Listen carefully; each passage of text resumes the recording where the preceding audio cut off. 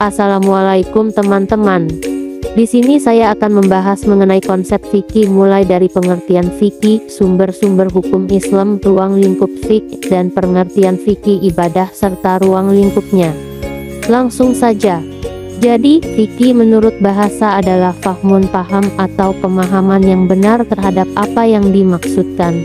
Dalam perspektif syariah, secara umum ilmu fikih dimaksudkan sebagai ilmu yang berbicara tentang hukum-hukum syariah amali, yakni perbuatan praktis yang penetapannya diupayakan melalui pemahaman yang mendalam terhadap dalil-dalilnya yang terperinci dalam nas, baik Al-Quran maupun hadits.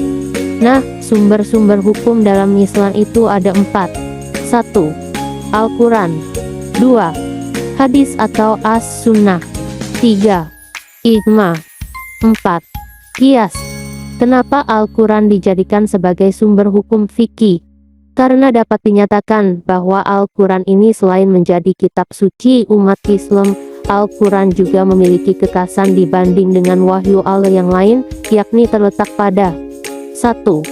Al-Quran ini disampaikan Allah kepada Rasulnya melalui perantara malaikat Jibril, sedangkan penyampaian wahyu sebelumnya itu disampaikan secara langsung dan melalui mimpi, seperti kepada Nabi Musa dan Nabi Ibrahim. 2. Konten atau redaksi di dalam Al-Quran tidak mengalami perubahan, mulai dari zaman Nabi hingga sekarang ini. 3.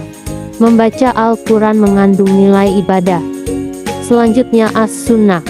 Dalam struktur sumber hukum Islam, As-Sunnah ditempatkan di urutan kedua oleh ulama jumhur setelah Al-Quran karena didasarkan atas beragam alasan, yakni 1. Jika dilihat dari kualitas dan kebenarannya, Al-Quran memiliki sifat memang bersumber dari Allah, maka As-Sunnah memiliki sifat memang berasal dari Nabi, bersifat relatif dan bisa diperdebatkan.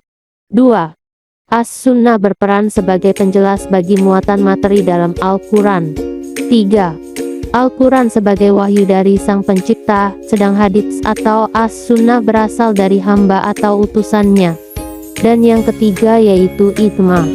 Ijma adalah kesepakatan para ulama.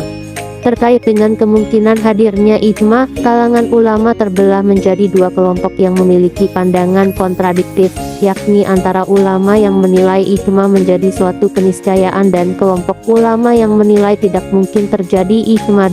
Sementara itu, menyikapi kontroversi itu Abdul Wahab Khalaf memberikan suatu catatan khusus seputar operasional ijma.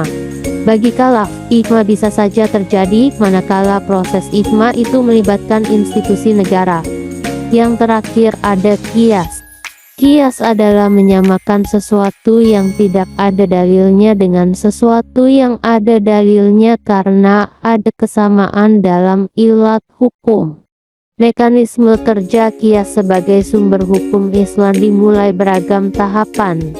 Tahapan pertama adalah mengeluarkan hukum suatu kasus yang sudah ditetapkan nas. Tahapan ini memerlukan kerja nalar yang luar biasa dan tidak cukup hanya dengan pemahaman makna lafaz saja, sebab pencarian terhadap hukum asal ini harus sampai pada penemuan ilat hukum itu. Selanjutnya, mujtahid mencari dan meneliti ada tidaknya ilat itu pada kasus yang tidak ada nasnya. Bila mana dalam kasus kedua itu ditemukan ilat yang sama, maka faqih menggunakan ketentuan hukum pada kedua kasus itu berdasarkan kepada ilat. Pembahasan selanjutnya adalah ruang lingkup fikih. Ruang lingkup fikih ada 4. 1. Fikih ibadah. Hukum-hukum yang mengatur hubungan antara manusia dengan Allah. 2. Fikih muamalah. Hukum-hukum yang mengatur hubungan antara manusia dalam kehidupan sosial dan ekonomi. 3. Fikih munakahat.